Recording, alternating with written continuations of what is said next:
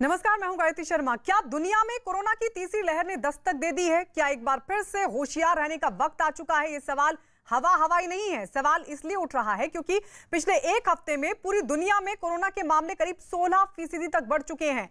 America में 69%, Spain में 64% और नीदरलैंड्स में तो कोरोना के केस करीब 300% तक बढ़ चुके हैं। हालांकि दूसरे देशों के मुकाबले अगर भारत की बात करें तो हालात थोड़े बेहतर हैं, लेकिन अब भी देश में 4.5 लाख के आसपास एक्टिव केस हैं और आज भी देश में करीब 39,000 नए मामले सामने आए। पिछले कई दिनों में हमने देखा कि कैसे देश में कोरोना प्रोटोकॉल की धज्जियां उड़ाई जा रही हैं। हिल स्टेशन, बाजार और सड़कों पर बेतहाशा भीड़। खुद प्रधानमंत्री ने इस पर चिंता जताई। केंद्र सरकार ने देश को साफ साफ बता दिया है कि अगले 100 दिनों से 125 दिन बेहद सावधान रहने की जरूरत है। अगर यह सावधानी हटी तो हम खुद कोरोना की तीसरी लहर को न्योता दे देंगे। तो बड़ी चेतावनी अब केंद्र सरकार की तरफ से जारी की गई है, ये कहते हुए कि अगले जो 100 से 125 दिन है बेहद महत्वपूर्ण है। और सबसे बड़ी बात ये देखिए, हम लगातार आपको दिखा रहे हैं दुनिया भर में किस तरह से केसेस की रफ्तार बढ़ रही है। इंग्लैंड की अगर बात की जाए तो यहां पर 69% बढ़ोतरी दर्ज हुई है। स्पेन में 64% तक केस बढ़े हैं और इस सबके बीच नीदरलैंड्स में चौंकाने वाले आंकड़े करीब 300% केस बढ़ गए हैं। ऐसे में सवाल उठ रहा है कि थर्ड वेव कितनी दूर है? क्या यह थर्ड वेव की दस्तक तो नहीं?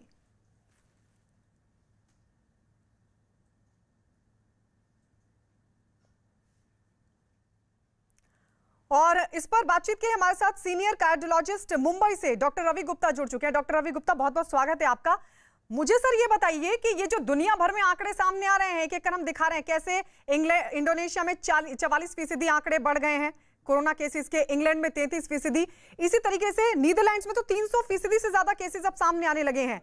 क्या ये थर्ड वेव है? हाँ, इसे हमें थर्ड वेव ही मानना होगा, क्योंकि जिस तरह से हमने पहले देखा है कि जो वेस्टर्न वर्ल्ड में जो डाटा और जो ग्राफ हमें दिखता है वही ग्राफ यहाँ पर भी कंटिन्यू होता है। तो जिस तरह से बहुत तेजी से नीदरलैंड में सबसे ज़्यादा केसेस बढ़े हैं, अमेरिका में और बाकी वेस्टर्न कंट्रीज में देश में केसेस बढ़ रहे हैं, हमें बिल्कुल सचेत हो जाना चाहिए कि हम लोग तीसरी वेव के बिल्कुल मुंह पर खड़े। जी डॉक्टर, ये सिर्फ संकेत है कि आपको लग रहा है ये शुरुआत हो चुकी है? क्योंकि अब WHO की तरफ से भी कहा गया है, जिसका स्वास्थ्य मंत्रालय ने भी उन्हीं के विश्लेषण के आधार पर यह चेतावनी जारी की कि हाँ, WHO कह रहे कि हाँ, हम यानी दुनिया अब तीसरी वेव की तरफ बढ़ रही है। ये सिर्फ संकेत है या फिर आपको लग रहा है कि बढ़ चुकी है? हमारे साथ डॉक्टर अवनेश कुमार भी जुड़ चुके हैं। सर, मैं आपके पास आ रही हूँ। डॉक्टर रवि गुप्ता जी, मैं कहूंगा कि हम ऑलरेडी थर्ड वेव में पहुंच गए हैं। अगर हम पुराना डाटा देखें तो हमारे 3 या 4 ऐसे स्टेट्स हैं, ऐसे राज्य हैं जो कि हमेशा कोरोना के नंबर्स में अग्रणी रहे हैं। उसमें साउथ के केरला और महाराष्ट्र सबसे ज़्यादा केसेस में रहते हैं। तो अभी आप देख सकते हैं कि केरला में केसेस बहुत तेजी से बढ़ रहे हैं और केरला में तो मैं कहूँगा कि थर्ड वेव ऑलरेडी आ चुकी है। और जिस तरह से महाराष्ट्र में एक प्लेट्यू चल रहा है, डेली हम लोग करीब 7 से 8 हज़ार केसेस न्यू केसेस आते हैं। मुंबई में करीब 500 से 600 केसेस डेली आते हैं। तो हमें मानना चाहिए कि ये एक लेवल से नीचे नहीं आ रहे हैं। अब हमें डिसाइड करना है कि क्या हम इसको यहीं पे रोक पाएंगे या फिर हमारा जो व्यवहार है, हमारा जो डिसिप्लिन्ड एटिकेट इसमें जरूरी है, यदि वो हम लोग फॉलो नहीं करेंगे तो हम डेफिनेटली थर्ड वेव की तरफ जा रहे हैं।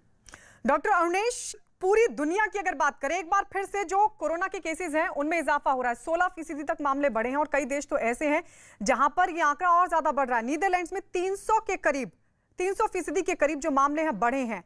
ये क्या थर्ड वेव आप देख रहे हैं? आपको लग रहा है कि हाँ, अब हम थर्ड वेव में एंटर कर चुके हैं? बिल्कुल, वेस्टर्न वर्ल्ड में हम लोग कह सकते हैं कि अब वो लोग थर्ड वेव में एंटर कर गए हैं। इंडिया के बारे में शायद ये थोड़ी जल्दबाजी होगी, क्योंकि अभी जो इंडियन केसेस हैं वो बड़े एक क्वार्टर्ड हैं। मतलब जैसे आप देख रहे हैं केरला है, हॉटस्पॉट्स हैं, कुछ हॉटस्पॉट्स हैं, केरला है, महाराष्ट्र है, नॉर्थ ईस्ट है। तो ये सारे एरिया एक लोकलाइज है। और अगर आप दूसरे राज्यों को देखें तो वहाँ पे नंबर्स अभी काफी अंडर कंट्रोल है। तो इसको मानना चाहिए ये शायद पुराने सेकेंड वेव का एक्सटेंशन है, क्योंकि महाराष्ट्र और केरला दोनों के केसेस के नंबर प्लेटूड हैं, मतलब एक नंबर पे आ गए हैं। हालांकि वो कम नहीं हो रहे हैं लेकिन बढ़ भी नहीं रहे हैं। तो उसको मैं सेकेंड वेव का एक्सटेंशन के रूप में देखता हूं। लेकिन ये एक चेतावनी जरूर है, क्योंकि हमने सेकेंड वेव में देखा था कि पूरी भारत में जब नंबर्स बढ़े थे, उससे पहले ये महाराष्ट्र में ये लोकलाइज्ड वे में स्टार्ट हुआ था, वहां पे नंबर पहले बढ़े थे और फिर ये आगे बढ़ के भारत के दूसरे राज्यों को इसने अपनी चपेट में लिया। तो रादर देन ये एक एपिडेमियोलॉजिकल बात है कि ये थर्ड वेव है या नहीं है, नंबर्स तो हैं ही हमारे यहाँ, और हमारे भारत जैसे विशाल देश में जहाँ की जनसंख्या इतनी ज्यादा है, अगर एक बार ये इसका विस्तार दूसरे राज्यों में होता है तो ये बहुत जल्दी से फैलेगा। मुझे बड़ा अभी मैं हिमाचल प्रदेश गया था कुछ दिन पहले, और जो मैंने वहाँ की हालत देखी तो मुझे लग रहा है कि लोगों ने मैं भारत पर आपके पास लौटूंगी, हम कहां पर खड़े हैं, लेकिन पहले इन आंकड़ों पर जरूर हमें चर्चा कर लेनी चाहिए, क्योंकि पहले भी जब हमने देखा कोरोना बाहर से ही आया था, पहले दुनिया भर में केसेस बढ़े और उसके बाद भारत में केसेस बढ़ने शुरू हुए। डॉक्टर रवि गुप्ता, डॉक्टर अवनेश कह रहे हैं कि ये सेकेंड वेव का एक्सटेंशन मान रहे हैं, ये सेकेंड वेव का एक्सटेंशन या फिर थर्ड वेव की दस्तक, बहुत जरूरी है समझना, वो भी तब जब सरकार की तरफ से ये कहा जाए कि 100 से 125 दिन बेहद महत्वपूर्ण है। ये एक्सटेंशन है या फिर हम दस्तक दे चुके हैं, एंटर कर चुके हैं, माफ कीजिए। देखिए, बाय डेफिनेशन थर्ड वेव या सेकंड वेव का मतलब ये होता है कि हम एक बार बिल्कुल बेसलाइन को टच किया और फिर दोबारा केसेस बढ़ने लगे। इसको बाय डेफिनेशन एक नई वेव कहा जाता है। तो हम लोग बेसलाइन पे तो कभी भी नहीं आए। जब हमारी फर्स्ट वेव खत्म हुई तब हमारे केसेस बेसलाइन पे नहीं आए थे, उससे पहले सेकंड वेव चालू हो गई और उसी तरह जो तीसरी वेव चालू हुई है। तो मैं थोड़ा सा इस मामले में डॉक्टर अनिमेश से वैसे प्रैक्टिकली इन चीजों में इनसे बहुत ज्यादा फर्क नहीं पड़ने वाला है, क्योंकि हमें ये तो मानना ही होगा कि एक लेवल के बाद में केसेस कम होने चालू हो गए हैं। वो कुछ केसेस कुछ स्टेट्स में, जिसमें मैंने बताया कि महाराष्ट्र और केरला में ऐसी स्थिति है जहाँ पे कि एक प्लेट्यू आ गया है, और किसी भी समय यदि हमारा बिहेवियर कंट्रोल नहीं हुआ तो डेफिनेटली एक ब्लास्ट होने वाला। डॉक्टर रवि गुप्ता, मैं इसलिए इस बात पर ज्यादा जोर देना चाह रही हूं सर, क्योंकि हमारे सामने थर्ड वेव का खतरा, जो लगातार एक्सपर्ट्स बार बार ये बात कह रहे थे कि थर्ड वेव आने वाली है, थर्ड वेव आने वाली है, और अगर हम ये सेकंड वेव का एक्सटेंशन मानेंगे, मतलब अभी एक और बड़ा खतरा हमारे सामने है और हम अभी एक्सटेंशन पर ही हैं, वापस लौट रहे हैं। मैं इसीलिए इस बात का जिक्र करना चाह रही थी। डॉक्टर अवनेश, जरा मुझे बताइए, क्यों सरकार ये कह रही है कि आने वाले 100 से 125 दिन बेहद महत्वपूर्ण है? बिल्कुल, देखिए, जो नए केसेस अब आ रहे हैं, जो हमारे हॉटस्पॉट स्टेट्स हैं, वहां पे डेल्टा और डेल्टा प्लस वेरिएंट्स की बात चल रही है। अगर इसका एक्सटेंशन, सपोज मैं हरियाणा और दिल्ली एनसीआर की बात करूं, तो हमारे पास अभी केसेस हरियाणा में एज ऑफ यस्टरडे गुड़गांव में 5 केसेस हो रहे हैं। तो मैं मान के चल रहा हूं कि पुराना जो हमारा सेकेंड वेव था वो खत्म हो रहा है। लेकिन यहाँ पे अगर नया एक वेव, ये वायरसेस आते हैं और यहाँ पे एक नया एक्सटेंशन होता है, तो ये एक थर्ड वेव हो जाएगा। तो कहने के लिए ये एपिडेमियोलॉजिकल स्टडी, ये साइंटिस्ट के लिए थर्ड वेव एक नया ये होगा। फॉर पब्लिक हेल्थ इश्यूज, अगर हमारे पास ये एक नई वेव शुरू होती है तो फिर से वही प्रॉब्लम होगा जो हम लोग सेकेंड वेव में हमने देखा है। और इसलिए खतरा ज्यादा है कि अगर जिस हिसाब से नंबर्स अभी हमारे भारत के दूसरे राज्यों में हैं और हमारा अभी आना जाना, प्लेन्स, कार्स, सब जगह लोग आ जा रहे हैं, कहीं नेशनल लॉकडाउन कहीं नहीं है, तो इससे ये और ज्यादा खतरा बढ़ रहा है, क्योंकि हम लोग लॉकडाउन हमारा खत्म हो रहा है, लोग अब काम पे जा रहे हैं, लोग अपने काम पे जा रहे हैं, बाहर निकल रहे हैं। इस जगह पे अगर ये बढ़ता है तो फिर से, और चूंकि जो बात चल रही है कि जो नए म्यूटेंट वायरसेस हैं उनकी ट्रांसमिसिबिलिटी ज्यादा हो सकती है, तो हमारे केसेस में एक बार फिर से ये खतरा हमेशा रहता है कि एक बार अगर ये आता है तो वो एक्सपोनेंशियली बढ़ेगा, और जिसको हम लोग थर्ड वेव का नाम देंगे। तो मैं अगर ये कह रहा हूँ एक्सटेंशन है, तो इसका मतलब ये नहीं है कि हम कॉम्प्लेसेंट हो जाएं, क्योंकि ये किसी भी समय में ये थर्ड वेव बन सकता है। और हम लोग वो सारे काम कर रहे हैं जो हमें नहीं करना चाहिए, जैसे कोविड एप्रोप्रिएट बिहेवियर बिल्कुल फॉलो नहीं हो रहा है, जहां मैंने देखा है। क्योंकि अभी तो ये लग रहा था कि चलिए हम सेकंड वेव से निकल आए, मतलब ये खतरा टल गया, लेकिन अगर हम इसको एक्सटेंशन मानते हैं तब तो हम अभी भी खतरे की जद में हैं और एक थर्ड वेव का बड़ा खतरा हमारे सामने खड़ा हुआ है। हमारे साथ डॉक्टर पीके गोयल भी जुड़ गए हैं, लखनऊ से हमारे साथ हैं। डॉक्टर पीके गोयल, आप किस तरीके से देख रहे हैं? स्वास्थ्य मंत्रालय की तरफ से WHO के विश्लेषण को आधार बनाते हुए यह कहा गया है कि आने वाले 100 से 125 दिन बेहद महत्वपूर्ण होने वाले हैं, सतर्क रहें, तैयारी करने के लिए कहा गया है। क्या ये थर्ड वेव मान रहे हैं आप?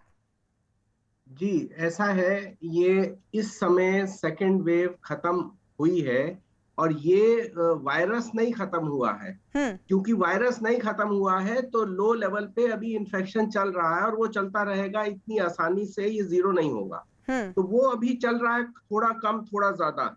वेव थर्ड का जो 100 दिन की बात हो रही है, लार्जली ये इसका मतलब 3 महीने के करीब है। क्योंकि हमने देखा पिछली बार भी करीब 3 से 4 महीने के गैप के बाद वेव आई थी।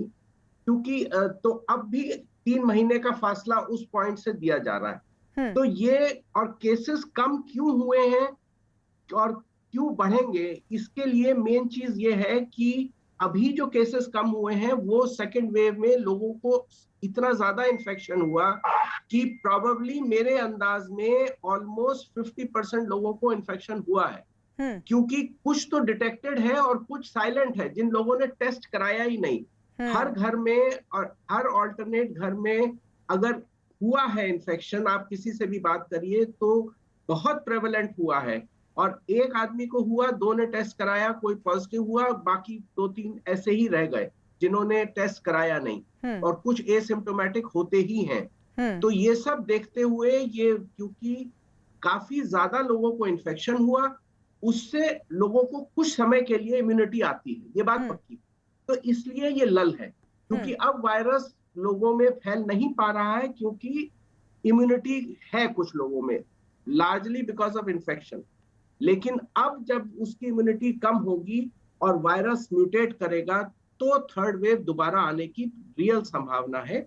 लेकिन इम्यूनिटी जो एंटीबॉडीज बनी है इन्फेक्शन से, और अब हम वैक्सीनेशन करने की प्रक्रिया में हैं, अगर हम वैक्सीनेशन को सही ढंग से कर लें तो ये थर्ड वेव रुक सकती है। मैं बिल्कुल स्ट्रांगली बिलीव करता हूं कि इसको बहुत ज्यादा हॉरर ना किया जाए, हमें इससे प्रोएक्टिव अप्रोच लेनी चाहिए। और उसमें एक तो वैक्सीनेशन कराना बहुत जरूरी है एट अ पर्टिकुलर स्पीड, जो गवर्नमेंट बता भी रही है, जैसे 1 करोड़ अ डे वो होगा। दिसंबर तक वैक्सीनेशन अगर होता है तब हम बच सकते हैं, अदरवाइज दोबारा wave with a new virus आ सकती है। Now how strong it will be ये कहना मुश्किल है, क्योंकि वैक्सीनेटेड लोग जितने हो जाएंगे उनके ऊपर सिवियर डिजीज शायद नहीं आती है, ये बात नोन हो गई है। तो इस और बाकी उसके वायरस के विरुलेंस पे डिपेंड करता है। लेकिन ये कहना कि एग्जैक्टली थर्ड वेव आएगी और ऐसा होगा, ये जरूरी नहीं है। हमें कोविड अप्रोप्रिएट बिहेवियर, मास्क और वैक्सीनेशन, मैं समझता हूँ ये 2 चीजें जिसमें मैं वैक्सीनेशन को ज्यादा इंपॉर्टेंस दे रहा हूँ। जितने लोगों को वैक्सीनेट कर लें वो काम। डॉक्टर पी के गोयल, हम इस पर भी बात करेंगे, हम आगे इस पर भी बात करेंगे। डॉक्टर रवि गुप्ता, हम कहां खड़े हैं? दुनिया के आंकड़े हमारे सामने हैं और वहीं आज भी हमारे यहाँ पर ऐसी स्थिति है कि 4.5 लाख तो एक्टिव केस हैं भारत में, 39,000 के करीब रोज नए मामले सामने आ रहे हैं। हम कहां पर खड़े हैं? मैं डॉक्टर रवि मलिक हूँ। देखिए, ऐसा है कि आपकी बात बिल्कुल ठीक है। डॉक्टर रवि मलिक, मुझे लगा आप पीके, माफ कीजिए सर, माफ कीजिए। डॉक्टर रवि गुप्ता, आपकी बात डॉक्टर रवि गुप्ता से सर। जी डॉक्टर मलिक, मैं जवाब देता हूँ इसका। मुझे ऐसा लगता है कि हमारे देश की जो 2 सबसे बड़ी समस्याएं हैं वो हमारी पॉपुलेशन और इलिटरेसी है, जो कि हर जगह हमारे को तकलीफ देती है। तो यदि हम अपनी पॉपुलेशन को देखें तो ये नंबर्स जिनको हम 4 लाख से ऊपर एक्टिव केसेस बोलते हैं, यदि हम अपने पॉपुलेशन का रेशो देखें तो ये नंबर्स बहुत ज़्यादा नहीं है, क्योंकि हम लोगों ने बहुत बुरा समय देखा है और हम सब लोग काफ़ी कुछ फेस करके इस स्टेज पे पहुंचे हैं। तो मैं ये बिल्कुल नहीं बोलूँगा कि नंबर्स को लेके हमें एकदम से हताश हो जाना चाहिए, लेकिन हमें ये जरूर समझना जरूरी है, जैसा डॉक्टर गोयल ने बोला, कि अब हमारे ऊपर डिपेंड करता है कि थर्ड वेव आएगी या नहीं आएगी। हम लोग अपने बिहेवियर से, हम लोग अपने वैक्सीनेशन के लिए प्रो होके हम आगे बढ़ते हैं। हम मेक श्योर करते हैं कि everybody is in the country gets vaccinated. वो बहुत इंपॉर्टेंट है, क्योंकि अगर हम ऐसा करते हैं तो हम लोग डेफिनेटली थर्ड वेव को आने नहीं देंगे। जी डॉक्टर रवि गुप्ता। डॉक्टर अरुणेश, क्योंकि WHO की तरफ से अभी हाल फिलहाल में कहा गया था कि जो डेल्टा वेरिएंट है वो और ज्यादा खतरनाक हो रहा है। सर, ऐसे में ऐसे में डेल्टा वेरिएंट की केसेस हमारे यहाँ पर कितने ज्यादा हमने देखे अभी पिछले दिनों, किस रफ्तार से केसेस बढ़ रहे थे। एक एक दिन में 4.5 लाख के मामले भी सामने आए। और अभी भी लोकल लेवल पर, अगर डॉक्टर पीके गोयल ने भी कहा कि लोकल लेवल पर तो अभी भी एक्सटेंशन चल रहा है, तो कैसे देख रहे हैं आप? बिल्कुल, जैसे मैंने बोला कि जो हमारा सेकेंड कोविड 2.0 था इंडिया का, वो डेल्टा डोमिनेटेड था और इसीलिए इसको बोला भी जाता है कि वायरस का ओरिजिनेशन इंडिया में हुआ है। और हमने देखा कि इसकी R0 जिसको बोलते हैं कि कितनी जल्दी बढ़ता है, ये काफी ज्यादा थी। एक अच्छी बात, मैं ये पैनिक नहीं, आपके माध्यम से, टेलीविजन के माध्यम से पैनिक नहीं करना चाह रहा हूँ। आप देखो कि अगर वही डेल्टा और डेल्टा प्लस वही वेरिएंट है हमारे पास, हो सकता है डेल्टा का कुछ और एक्स्ट्रा म्यूटेशन हुआ है तो उसको डेल्टा प्लस बोलते हैं। इसके कारण भी हमारे टोटल केसेस एक्सपोनेंशियली, हमने एक वर्ड यूज किया, प्लेटो हो रहा है। कहीं ऐसा नहीं हो रहा कि एक्सपोनेंशियली जहां है भी महाराष्ट्र या केरला में, ऐसा नहीं है कि ये दिन दुगनी रात चौगुनी गति से बढ़ रहा है। जैसा हमने जो सेकेंड वेव था इसके मिडिल में देखा था कि हमारे पीक्स हो गए थे, एक दिन में लाखों केसेस होते थे जी। ये चीजें स्टेट लेवल पे आप नहीं देख रहे हैं। ये क्या बताती हैं? ये बताती हैं कि हालांकि इस वायरस की ट्रांसमिसिबिलिटी ज्यादा हो सकती है, लेकिन हम एक दूसरी बात ये भी है कि जितने इन्फेक्शंस हो रहे हैं, लोग एक इम्यूनिटी जरूर पोज कर रहे हैं। अब मैं एक एग्जांपल देता हूं। अभी यूके में, इंग्लैंड में अब 30 से 40 हजार केसेस हर दिन हो रहे हैं, लेकिन आप देखोगे उस इन्फेक्शन में कितने लोग हॉस्पिटल में आ रहे हैं सीवियर कोविड बनके, वो इतना ज्यादा नहीं है एज कंपेयर टू जो पिछले वेव्स थे उसके। तो जिस हिसाब से अगर हम लोग अपना वैक्सीनेशन रैंप अप कर लें, जैसा कि योजना है केंद्र सरकार की, कि हम लोग अगर 50 लाख 60 करोड़ लोगों को दिसंबर तक अगर हम वैक्सीनेट कर लेते हैं और लोग कोविड एप्रोप्रिएट बिहेवियर को फॉलो करें, तो इस दोनों से तब हमें कोई डरने की जरूरत नहीं है। अगर कोई वेव आता भी है तो हमारे लोग ज्यादा अनवेल नहीं होंगे, ज्यादा आईसीयू में नहीं एडमिट होंगे, ज्यादा हॉस्पिटल में एडमिट नहीं होंगे। बहुत सारे लोगों को सब क्लिनिकल इन्फेक्शन होगा, बहुत सारे लोग घर में रिकवर करेंगे, और होंगे भी तो माइल्डर इन्फेक्शन ज्यादा होंगे। और यही हमारा एम है, क्योंकि ये वायरस तो रहने वाला है। ऐसा कभी नहीं होने वाला है कि हम लोग अगले साल भी अगर आप ऐसी बात कर रही हो, ऐसे बात हम लोग कर रहे हो, हम लोग फिर से वायरस की बात कर रहे होंगे। लेकिन हम चाह रहे हैं कि ये वायरस एंडेमिक हो जाएगा, फिर ये पैंडेमिक नहीं होगा, लोकलाइज हो जाएगा, कम केसेस हो जाएंगे और हमारी पॉपुलेशन स्टेबल होगी। तो इंपॉर्टेंट चीज ये है कि हमारे पास यही दो रास्ता है कि हम लोग ramp up the vaccination and heat to COVID appropriate behaviour. इसके अलावा और तीसरा कोई रास्ता नहीं। बिल्कुल। डॉक्टर रवि मलिक भी हमारे साथ जुड़ गए। डॉक्टर रवि मलिक जो कि बड़े बाल रोग विशेषज्ञ हैं। इसके अलावा हमारे साथ डॉक्टर सुजीत चैटर्जी भी जुड़ चुके हैं, इंटरनल मेडिसिन के एक्सपर्ट हैं। डॉक्टर रवि मलिक, मैं सबसे पहले सर आपके पास आ रही हूँ, क्योंकि आप बहुत देर से जुड़े हैं। सर पहले मुझे बताइए, केंद्र की तरफ से ये क्यों कहना पड़ रहा है कि अगले 100 से 125 दिन बेहद महत्वपूर्ण हैं? केंद्र बिल्कुल सही कह रहा है। मैं आपको अगर बताऊं तो स्पष्टीकरण करना चाहूंगा कुछ चीजों को बुलेट पॉइंट में। सबसे पहले तो ये है, क्या कोविड आ रहा है? डेफिनेटली कोविड आने की पूरी संभावना है। वजह यह है कि अगर हम दूसरे देशों को देखें, विकसित देशों को देखें जो कि फूड चेन में हमसे ऊपर है कोविड के मामले में, वहां पर अगर हम देखें तो थर्ड वेव की शुरुआत हो गई है। नीदरलैंड में जो है 300% केसेस बढ़ गए हैं, ब्रिटेन में 223% केसेस बढ़ गए हैं। तो हमारे देश में भी सेकेंड वेव में भी हमने देखा है कि जिस तरह से इंग्लैंड में हुआ वही चीज हमारे इधर होगी 3 महीने के बाद में। इसलिए हम लोग प्रिडिक्ट कर सकते हैं। दूसरी चीज, थर्ड वेव आने की पूरी संभावना इसलिए भी है, हम किसी भी ओवर कॉन्फिडेंस या मुखालते में ना रहे कि शायद आएगी शायद नहीं आएगी। हमें ये मान के चलना चाहिए कि आएगी। वजह, हमारा प्रेजेंट वैक्सीनेशन रेट अभी उतना ज्यादा नहीं है, हमें बढ़ाना पड़ेगा। हमारा प्रेजेंट हर्ड इम्यूनिटी उतनी नहीं है। हमारे बच्चे जो 18 साल से कम है, जो 1/3 पॉपुलेशन है, उनमें से किसी एक को भी वैक्सीन नहीं लगी हुई है। और सबसे इंपॉर्टेंट चीज है कि वायरस भी अपना रूप और प्रतिरूप जो है, बार बार स्वरूप जो है बदलता जा रहा है। इन सब चीजों को चलते हुए अगर हर चीज को हम बना के देखें तो डेफिनेटली सरकार का ये कहना बिल्कुल ठीक है कि 100 से 120 दिन के अंदर जो है थर्ड वेव आने की पूरी संभावना है। और हमें भी ये लेके और मान के चलना चाहिए कि थर्ड वेव आने की संभावना है। अब एक चीज मेरे को समझ नहीं आ रही है कि लोगों को इतना ओवर कॉन्फिडेंस कहां से आ रहा है। लोगों ने बिल्कुल मास्कों का काफी हद तक त्याग कर दिया है, सोशल स्प्रेडर इवेंट्स में जा रहे हैं, हिल स्टेशंस में जा रहे हैं, सामाजिक रिलीजियस फंक्शंस वगैरह सब जगह पर जा रहे हैं। और कहीं ना कहीं वैक्सीनेशन में भी अब उतना ज्यादा जिसे कहते हैं एंथुसियाज्म लोगों का नहीं है।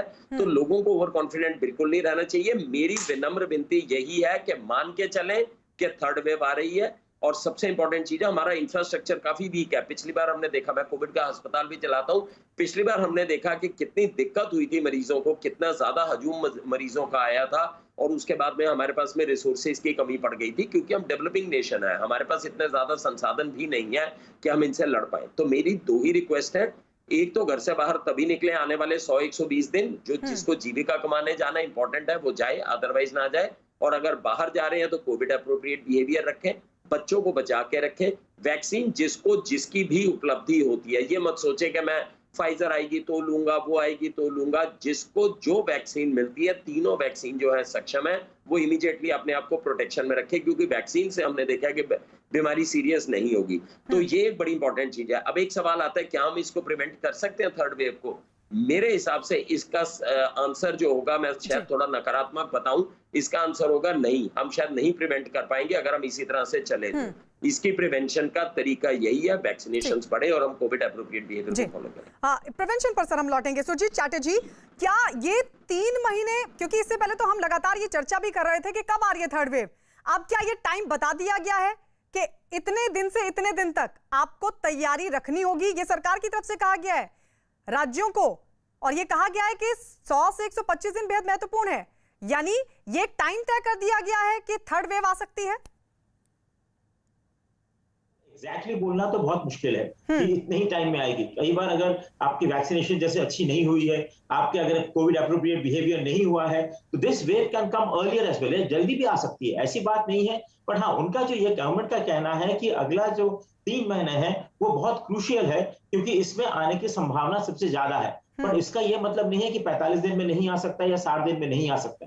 ये एक प्रिपरेशन है कि इतने दिन तक रियली केयरफुल रहिए। ये सब अपने जो फंक्शंस हो रहे हैं, जो रिलीजियस फंक्शंस हो रहे हैं, इन सबको रोकिए, अपने आप को कोविड एप्रोप्रिएट बिहेवियर में अपने सिटीजन्स को कंपेल करिए, जिससे कि इस वेव को रोका जा सकता है। अगर हम लोगों ने इनको नहीं माना तो it can happen any time, it could हो सकता है कि अगले 60 दिन में हो जाएगा। तो पर हाँ, ऑन एन एवरेज जो देखा जा रहा है पूरी दुनिया में कि 3 से 6 महीने के गैप में वेव्स आते हैं, तो उसी एवरेज को ये लोग फॉलो कर रहे हैं। पर ऐसा कोई हार्ड एंड फास्ट रूल नहीं है कि ऐसा ही होगा, बट ये जस्ट एक प्रिपेयर्डनेस है from government point of view. Doctor Ravi Gupta, ये थर्ड वेव क्या जो लापरवाही हम देख रहे हैं सड़कों पर, जगह जगह लोग हिल स्टेशन पर जा रहे हैं, बाजारों में भीड़ है, कोविड एप्रोप्रिएट बिहेवियर नहीं मान रहे हैं, ये थर्ड वेव क्या उस वजह से आएगी? आपको लग रहा है कि जो डॉक्टर पीके गोयल की तरफ से कहा गया कि लोकल लेवल पर एक्सटेंशन हो रहा है, वायरस अभी भी लगातार फैल रहा है, तो क्या उस म्यूटेशन के जरिए भी आपको लगता है कोई ऐसा म्यूटेंट और उसके बाद थर्ड वेव, या ये बड़ी वजह लापरवाही? मैं आपको एक चीज बताऊंगा कि जो एक डार्विन का रूल है, सर्वाइवल ऑफ द फिटेस्ट, वो एक बेसिक चीज है। वायरस भी सस्टेन करने की कोशिश कर रहा है, तो वायरस अपना रूप बार बार बदल के ही सर्वाइव कर सकता है। यदि वायरस अपना रूप नहीं बदलेगा तो हम उससे बचने का तरीका ढूंढ लेंगे, हम उसकी वैक्सीन बना लेंगे और उसको आगे बढ़ने से रोक लेंगे। लेकिन यदि वायरस अपने आप को बार बार म्यूटेशन करता रहा, जो कि बहुत ही स्मार्ट वायरस है, तो इसने बहुत बार अपना रूप बदला है और कई बार तो ये कुछ कुछ अलग अलग एरियाज में अलग रूप में दिखता है। उसका प्रकार अलग है, उसका रूप अलग है, उसके इफेक्ट बॉडी पे वो अलग हैं। वो कभी यंग लोगों को टारगेट करता है, कभी ओल्ड लोगों को टारगेट करता है। तो उस सब को देख के डेफिनेटली वायरस का बार बार म्यूटेशन करना तो थर्ड वेव आने के चांसेस को बढ़ाता ही है। लेकिन मैं जैसा डॉक्टर गोयल ने और डॉक्टर मलिक ने बोला, मैं उनके साथ पूरी तरह एग्री करता हूं कि इसमें ज्यादा रोल हम लोगों का है। बहुत ज्यादा कॉम्प्लेक्स चीजें नहीं है हमारे सामने। वही जो 3 बेसिक चीजें जो कि हम सैकड़ों सालों से जानते हैं, जो कि हम पिछला जो पेंडेमिक हुआ था, इन्फ्लुएंजा पेंडेमिक, उसमें भी यही 3 चीजें हमें मालूम थी। बार बार हाथ धोना है, फेस को मास्क से कवर करके रखना है और सोशल डिस्टेंसिंग रखनी है। तो वो 3 चीजें हैं जिनको कि हम लोग अपना रोजमर्रा का काम करते हुए भी मेंटेन कर सकते हैं। तो मैं कहूंगा कि प्रोबेबली हम लोग ज्यादा रेस्पॉन्सिबल होंगे इसके बजाय कि हम वायरस को उसका क्रेडिट। डॉक्टर पीके गोयल, कैसे बचेंगे थर्ड वेव से?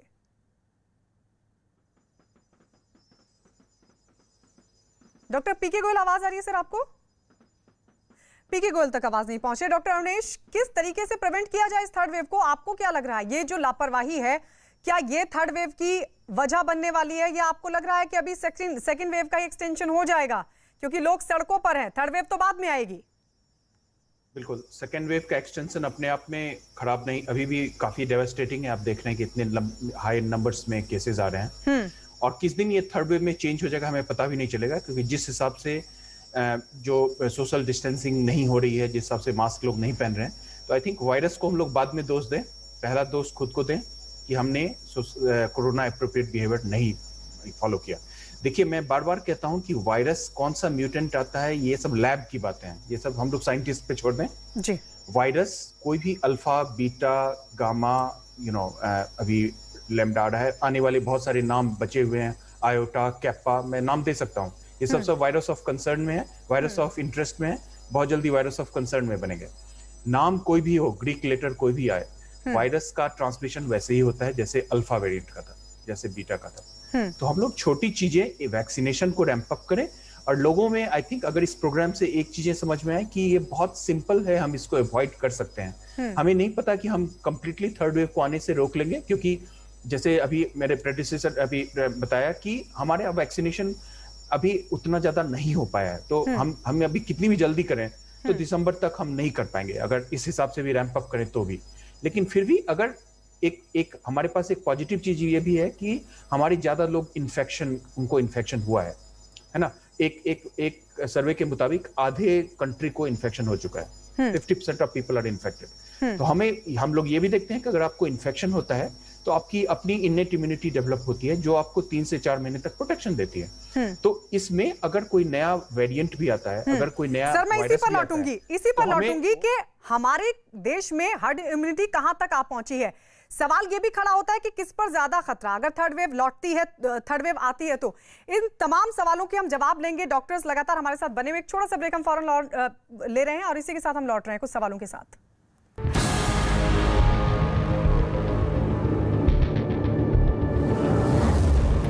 तक टाल दी। बिहार के दरभंगा में गाड़ी ने ड्यूटी पर तैनात एक पुलिस वाले को रौंद दिया। अगर हाँ तो खतरा कितना बड़ा है और किस पर सबसे ज्यादा खतरा है? सभी खास मेहमान हमारे साथ लगातार बने हुए, एक बार फिर से उनका तारुफ आपसे करा दे। Doctor Ravi Gupta, senior cardiologist हमारे साथ है। Doctor Sujit Chatterjee, senior consultant है इंटरनल मेडिसिन के, और doctor Avnesh Kumar, senior consultant है पारस हॉस्पिटल से। Doctor Ravi Malik, CMD Malik Radix hospital से, पीडियाट्रिशियन भी हैं। और doctor PK Goyal, SGPGI Lucknow से हमारे साथ है। लेकिन सबसे पहले डॉक्टर रवि मलिक, मैं आपके पास आ रही हूं। सर, अब एक चेतावनी तो दे ही दी गई है ना, WHO ने भी ये कह दिया है कि भाई दुनिया तीसरी वेव की, थर्ड वेव की तरफ आगे बढ़ रही है, और अब सरकार की तरफ से भी ये चेतावनी दे दी गई है कि थर्ड वेव आ सकती है। 100 दिन बहुत महत्वपूर्ण है। कितनी बड़ी आबादी हमारी इस वक्त जोखिम में है सर? देखिए, क्योंकि हमारा देश 138 करोड़ का है, तो काफी आबादी जो है वो डेफिनेटली जोखिम में है। इनमें शायद हम उन लोगों को निकाल सकते हैं कि जिनके दोनों डोज वैक्सीन की लग गई है, शायद उनकी इम्यूनिटी बढ़ गई। लेकिन जोखिम में सबसे पहले मैं बात करूं तो 18 साल से छोटे बच्चे हैं जिनको की एक भी वैक्सीन अभी तक नहीं लगी है। अगर वायरस थोड़ा सा भी अपना प्रतिरूप चेंज करके बच्चों की तरफ रुख करता है तो ये डेफिनेटली जोखिम की बात है। एज ए पीडियाट्रिशियन एक और चीज बता दूं कि MIS करके एक सिंड्रोम होता है जो कि कोविड से रिलेटेड होता है, जो केवल बच्चों में देखा जाता है, मल्टी सिस्टम इन्फ्लेमेटरी सिंड्रोम।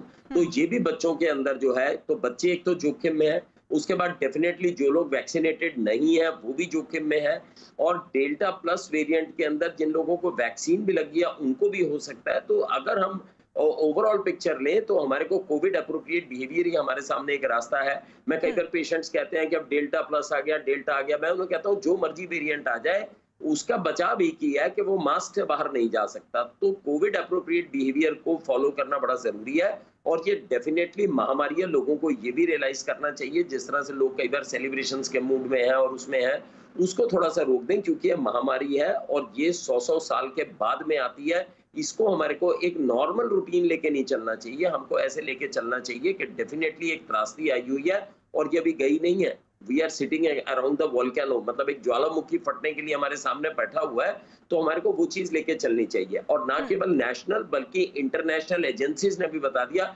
और अब तो हमारे सामने प्रमाण भी है जो डेवलप्ड नेशंस हैं, केवल आप देखिए साउथ अमेरिका और नॉर्थ अमेरिका को छोड़ के बाकी जितने देश हैं उन सब में केसेस बढ़ रहे हैं, चाहे वो इंडोनेशिया, चाहे वो स्पेन है, चाहे वो नीदरलैंड है, सब में केसेस बढ़ रहे हैं। तो हमारे देश में ऐसी कोई खासियत नहीं है कि यहाँ पर नहीं बढ़ेंगे, यहाँ पर भी बढ़ेंगे, क्योंकि हमारी पॉपुलेशन भी बहुत ज्यादा है। तो मैं समझता हूँ कि इससे पहले कि ये त्रासदी आए, लोग फटाफट अपनी वैक्सीन लगाएं और अपने कोविड एप्रोप्रिएट बिहेवियर को रखें, और सरकारें भी जो है वो सुपर स्प्रेडर इवेंट्स को जो है उनके ऊपर एकदम रोक लगा दें, चाहे वो धार्मिक है, चाहे वो राजनीतिक है, चाहे वो सामाजिक है, उन सब के ऊपर रोक लगा दें। अगर हम ये सब चीजें करके तो शायद अवॉइड कर जाएंगे इस लाइन को। डॉक्टर सुजीत चैटर्जी, क्योंकि एक वार्निंग हमारे सामने है, थर्ड वेव आती है नहीं आती है बात की बात है, कहते हैं कि नहीं आए तो अच्छा है, लेकिन एक वार्निंग तो सामने है। स्वास्थ्य मंत्रालय की तरफ से भी ये कहा गया कि अभी हम हर्ड इम्यूनिटी के स्तर तक नहीं पहुंचे हैं। ये बात जरूर है, क्योंकि हमारी पॉपुलेशन ज्यादा है, वैक्सीनेशन उतना नहीं हुआ है, इसलिए हम डेफिनेटली हर्ड इम्यूनिटी की तरफ नहीं पहुंचे हैं। अभी हर्ड इम्यूनिटी अचीव करने में अभी भी काफी दिन लगेंगे। उसके लिए ऑब्वियसली वैक्सीनेशन जल्दी से जल्दी वैक्सीनेट करना पड़ेगा। अगर हर्ड इम्यूनिटी हुई तभी जाके हम लोग इस महामारी से या इस पैंडेमिक से बच पाएंगे। इसलिए ये केयरफुल रहना बहुत जरूरी है हम सब लोगों के लिए। कोविड एप्रोप्रिएट बिहेवियर करना बहुत जरूरी है, जिससे कि हम एटलीस्ट इसको डिले कर पाए, या अगर हो भी जाता है जैसे कि पूरी दुनिया में हो रहा है तो इसकी सिवियरिटी को कम कर पाए। तो ये डेफिनेटली वार्निंग है, दिस वार्निंग इज वैलिड। ये डराने के लिए नहीं है, ये वार्निंग की इसमें मेडिकल बेसिस है एंड ये वैलिड भी है। इसलिए सबको बहुत केयरफुल रहना चाहिए, एंड ऑब्वियसली गवर्नमेंट का काम है और हमारा काम है कि जितने लोग जितने जल्दी वैक्सीनेट हो जाएं उतना ही हम सबके लिए अच्छा है। डॉक्टर रवि गुप्ता, क्योंकि तकरीबन 40 करोड़ लोगों को अभी तक वैक्सीन लग चुकी है, मतलब 40 करोड़ लोग देश में वैक्सीनेट हो चुके हैं, ऐसे में अगर थर्ड वेव आती है, किस पर सबसे ज्यादा खतरा आपको दिखाई देता है? देखिए, मैं कहूंगा कि जिन लोगों को वैक्सीन लगी है वो मोटे तौर पर कोरोना के जो भारी प्रभाव हैं, जैसे कि जान को खतरा है या वेंटिलेटर पे जाना या आईसीयू स्टे की जरूरत पड़ना, वो चांसेस तो डेफिनेटली बहुत कम हुए हैं। ऐसा नहीं है कि जिनको 2 वैक्सीन लगी वो बिल्कुल भी कोरोना उनको नहीं हो सकता या फिर रिस्क नहीं है, लेकिन रिस्क बहुत कम हो गया है। तो मैं कहूँगा कि इतनी वैक्सीन लगना ये अपने आप में एक बहुत ही अप्रिशिएबल स्टेप है हमारी गवर्नमेंट का। बहुत ही एक्टिवली ये काम पूरे देश में किया जा रहा है, और इतने बड़े देश में इतने बड़े मिशन को, जैसा कि हम लोग कहते हैं कि ये कोरोना वैक्सीनेशन का सबसे बड़ा मुहिम है ऑल ओवर वर्ल्ड में। शायद हमारी पॉपुलेशन सबसे ज्यादा है, इसलिए हम लोग सबसे ज्यादा वैक्सीनेशन एवरी डे कर रहे हैं। हमारे टोटल नंबर ऑफ वैक्सीन जो हैं वो अगेन दुनिया में सबसे ज्यादा हैं। तो हमारा जो टारगेट हमारी गवर्नमेंट का है वो अगले साल के मिड तक हम लोग शायद पूरी अपनी पॉपुलेशन को वैक्सीनेट कर पाएंगे। उसमें मुझे लगता है कि गवर्नमेंट के साथ में आम पब्लिक का भी रोल होना चाहिए, क्योंकि बहुत सारे ऐसे किस्से और न्यूज़ देखने को मिलती है कि लोग वैक्सीन से घबरा रहे हैं। तो हमारा काम, जैसे कि आप लोग मीडिया में इन्वॉल्व हैं, तो आप लोगों का भी ये काम बहुत एक दायित्व है हम लोगों का कि हर किसी को हमें ये कन्वे करना है कि वैक्सीन से घबराने की जरूरत नहीं है। वैक्सीन हम सबके भले के लिए लग रही है और उसके लिए गवर्नमेंट बहुत प्रयास कर रही है। तो हमें तो सिर्फ उतना ही उनको कोऑपरेट करना है कि हम जाके वैक्सीन लगवाएं। और जैसा कि बार बार कहा जा रहा है कि हम लोग अभी जिस स्थिति में खड़े हैं उस कंडीशन में वैक्सीन के अलावा और कोई बचाव नहीं है। हम लोग पहली जब लहर आई थी तब हम कह सकते हैं कि अधिकतर लोगों को मास्क नहीं लगाना आता था, अधिकतर लोगों को सोशल डिस्टेंसिंग के मायने नहीं मालूम थे, या अधिकतर लोगों को और जो नॉर्मल प्रोटोकॉल्स हैं जिसको कि हम लोग कोविड एप्रोप्रिएट बिहेवियर बोलते हैं उसके बारे में जानकारी नहीं थी। लेकिन thanks to the awareness created by the media and the government, now everybody even in the distant villages, आप बिल्कुल दूर दराज गाँव में भी देखेंगे तो लोगों को कोविड एप्रोप्रिएट बिहेवियर और इन 3 बेसिक चीजों के बारे में मालूम है। तो अब हमारे पास में क्या बचा? वो 3 चीजें तो हम ऑलरेडी प्रैक्टिस कर रहे हैं मोटे तौर पे।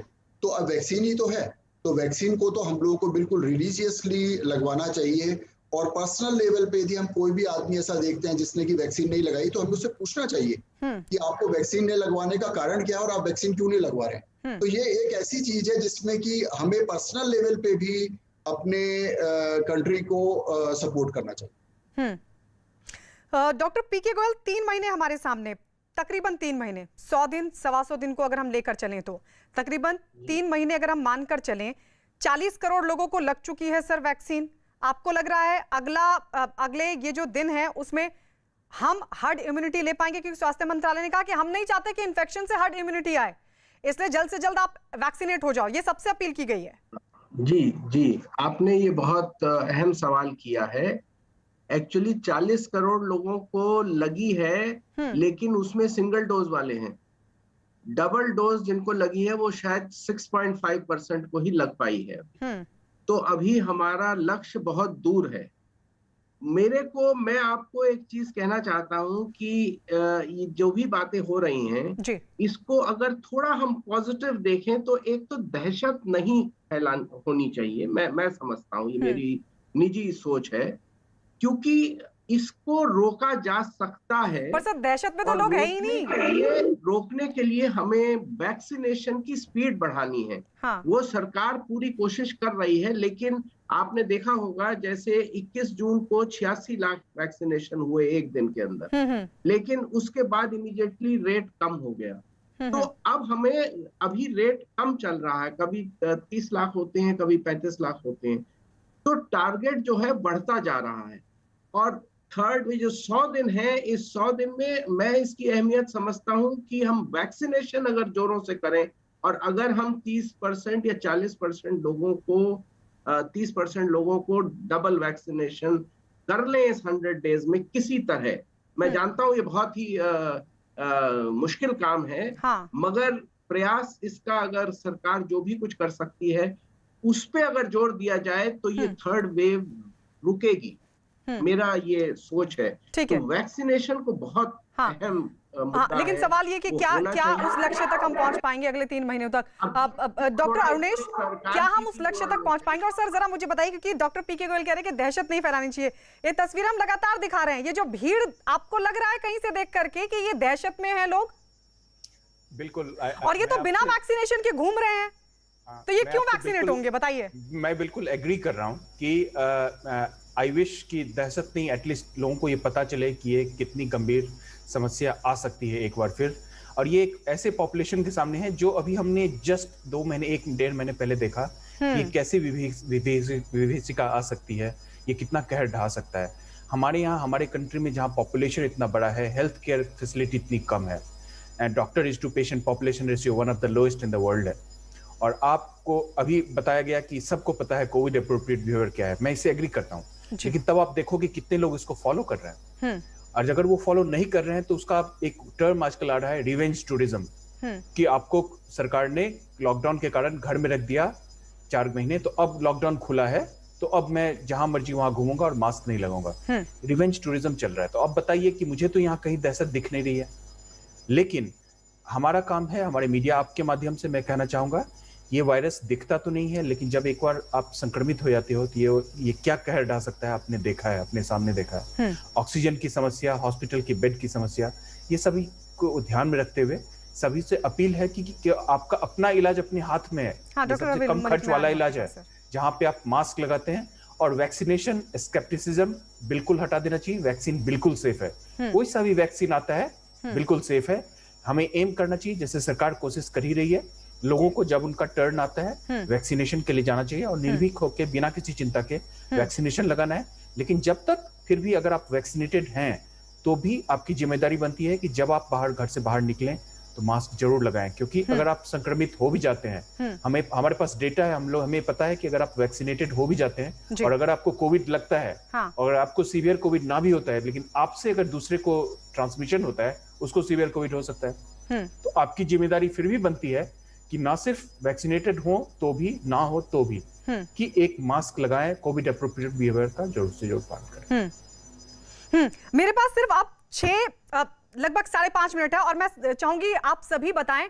एक तो वैक्सीनेशन को फास्ट करना पड़ेगा, वो सरकार के हैंड से होना है, लेकिन ये जो तस्वीरें, मैं चाहूंगी कि एक बार फिर से इन तस्वीरों को चलाएं। ये लोग कितने लापरवाह बने हुए हैं, इसको कैसे रोका जाए, ये किसका काम है, ये किसकी जिम्मेदारी है?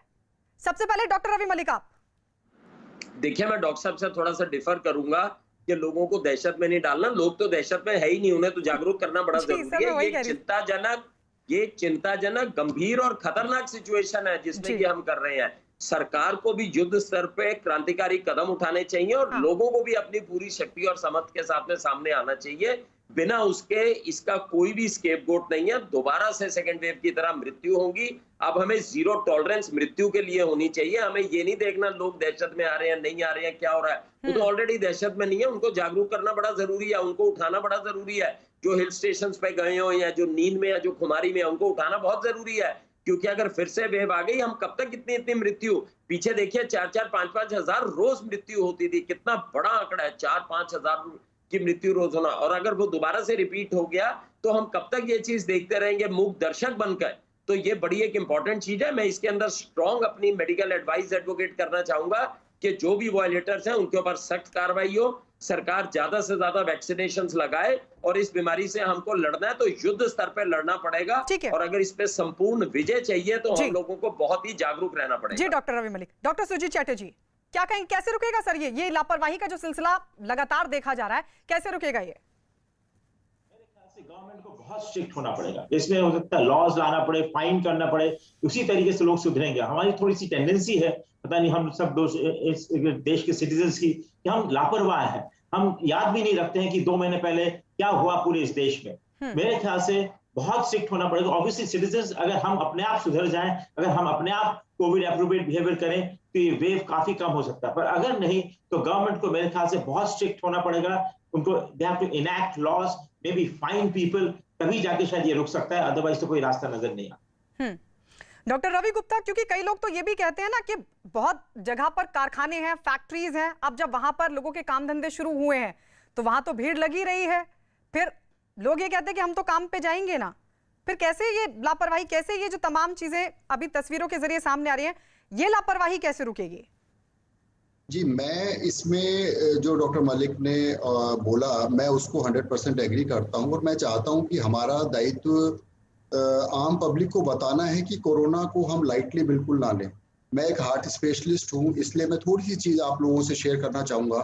आम लोगों को लगता है कि कोरोना एक फेफड़ों की लंग्स की बीमारी है, लेकिन अब ये डॉक्यूमेंटेड है कि कोरोना शरीर के और हिस्सों को भी अफेक्ट करती है, इंक्लूडिंग हार्ट।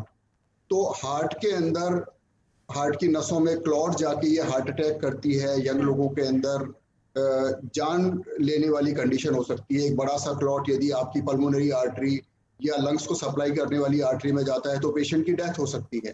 तो हमें उनको ये बताना जरूरी है। और हमें नहीं पता कि कौन ऐसा है जिसको कि एक सीवियर कोविड होगा और कौन होगा जो कि ऑलमोस्ट एसिम्प्टोमेटिक होके ठीक हो जाएगा। पहले जैसा हम लोग बोलते थे कि जिन लोगों को कोमॉर्बिड कंडीशंस हैं उन लोगों को सीवियर कोविड होने के चांसेस ज्यादा हैं। लेकिन हम सब ने क्लिनिकल प्रैक्टिस में, आप लोगों ने अपने आसपास में बहुत सारे लोगों को देखा होगा जिनको कोई कोमॉर्बिड कंडीशंस नहीं थी, लेकिन वो बहुत ही सीवियर कोविड से गुजरे।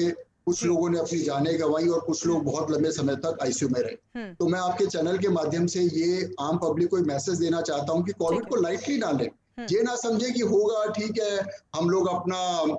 ठीक है डॉक्टर रवि गुप्ता। डॉक्टर पीके गोयल, एक सवाल आया, जिन लोगों को 2 डोज लग चुकी हैं, थर्ड वेव अगर आती है उनको कितना खतरा? जिन लोगों को 2 डोज लग चुकी हैं उनको सीरियस बीमारी होने का खतरा कम है। ये बात तो हम लोगों ने ऑब्जर्व करी है during the second wave also. तो वो बात तो सही है, लेकिन फिर भी इंसिडेंस ऑफ इन्फेक्शन बहुत हाई है। 2 डोज लगने के बाद भी मैंने खुद देखा है कि कम से कम 25 से 30% लोगों को इन्फेक्शन हुआ है। वो कम हुआ है, वो बात अलग है कि सिवियरिटी कम हुई है, मगर इन्फेक्शन हुआ है। तो इन्फेक्शन दोबारा हो सकता है जिससे कि आपका incidence of infection, number of cases बढ़ सकते हैं। इसके प्रिवेंशन में जो मैंने बात बताई थी, vaccination is the prime thing. दूसरा जो लोगों के बिहेवियर की बात हो रही है, इसमें मेरे ख्याल से जो कर्तव्य है वो, मैं कर्तव्य को एक स्टेप आगे बढ़ के कहना चाहता हूं कि अगर ये लोगों को कहा जाए कि मास्क तो पहनना ही है, आपका कर्तव्य ये भी है कि अगर आप बिना मास्क पहने आदमी को देखें तो उससे प्रश्न करें कि तुमने मास्क क्यों नहीं पहना। अगर ऐसा हम कहेंगे कि हम दूसरे को बोले कि तुमने मास्क क्यों नहीं पहना है, तो इट इज अंडरस्टूड कि हम लड़ पड़ते हैं सर, होंगे ही होंगे। हमारे देश में ऐसे भी लोग हैं जो लड़ाई कर लेते हैं इसके लिए। बढ़ना ये जो आप सीन दिखा रही हैं ये ऐसे ही चलेगा और इसमें लोगों को समझ आनी चाहिए।